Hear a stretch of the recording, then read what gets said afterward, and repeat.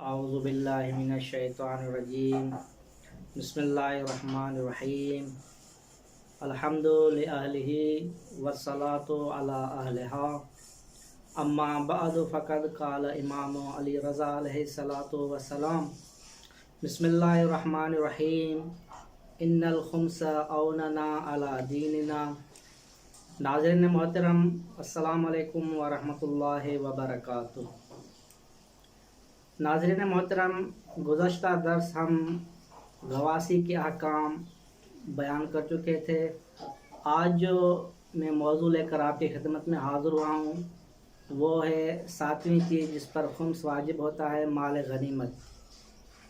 اگر کوئی مسلمان امام علیہ الصلوۃ والسلام کے حکم سے کفار سے جنگ کرے اور اس جنگ میں جو مال حاصل ہوتا ہے اسے مال غنیمت کہا جاتا ہے، اور اس مال غنیمت میں سے مال خاص جو امام علیہ السلام کا حصہ ہے اسے علیحدہ کر کے باقی جو مال جس انسان نے جنگ کی ہے اس میں سے خمس ادا کیا جائے گا۔ اب اس میں کوئی فرق نہیں جو جنگ کے دوران مال حاصل ہوا ہے، چاہے وہ منقولہ ہو یا غیر منقولہ۔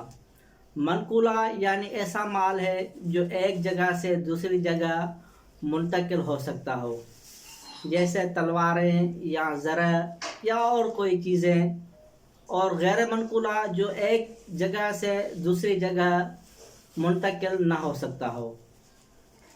یہ ہو گیا ایک مسئلہ۔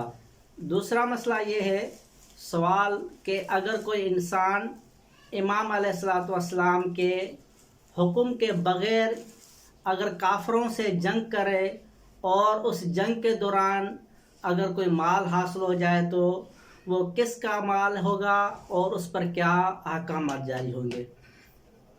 تو علماء فرماتے ہیں اسی صورت میں اگر امام کی اجازت کے بغیر اگر کوئی انسان کفار سے جنگ کرتا ہے تو اس پر مال غنیمت صادق نہیں آئے گا۔ وہ امام علیہ الصلوۃ والسلام کا مال ہے اور وہ مال جس انسان نے جنگ کی ہے اس کا کوئی بھی اس مال میں حق نہیں ہے، لہٰذا جب اس مال میں اس کا کوئی حق نہیں ہوگا تو اس پر خمس بھی واجب نہیں ہوگا۔ تیسرا مسئلہ یہ ہے، اگر سوال یہ بنتا ہے جو کچھ کافروں کے ہاتھ میں ہے اور اس مال کا مالک محترم المال یعنی مسلمان یا کافر ذمہ یا وہ شخص جس سے معاہدہ ہوا ہو، تو اس مال پر جو کافروں کے ہاتھ میں ہے اس مال پر غنیمت کے احکام جاری نہیں ہوں گے۔ جب غنیمت کے احکام جاری نہیں ہوں گے تو اس پر خمس بھی واجب نہیں ہوگا۔ تیسرا مسئلہ جو ہے، سوال یہ بنتا ہے کہ کافر حربی کا مال چرانا یا کوئی اس مال کے میں تصرف کرنا کیا احکامات رکھتے ہیں؟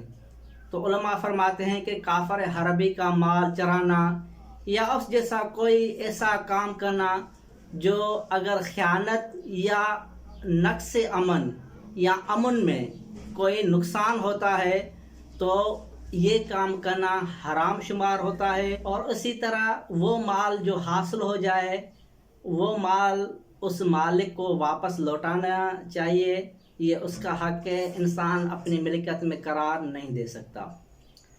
آخر مسئلہ یہ ہے کہ ناسبی کا مال مومن اپنے لیے لے سکتا ہے یا نہیں؟ تو علماء فرماتے ہیں ناسبی کا مال مومن اپنے لیے لے سکتا ہے، البتہ جو مال ناسبی سے لیتا ہے اس کا خمس دینا لازمی ہے۔ لیکن علماء فرماتے ہیں اس مال میں خمس دینے کا حکم یہ اشکال سے خالی نہیں ہے۔ تو آخر میں دعائے خداوند متعال سے کہ آپ اور ہم سب کو احکام الہی کو سمجھنے، سیکھنے اور عمل کرنے کی توفیق عنایت فرمائے۔ والسلام علیکم ورحمۃ اللہ وبرکاتہ۔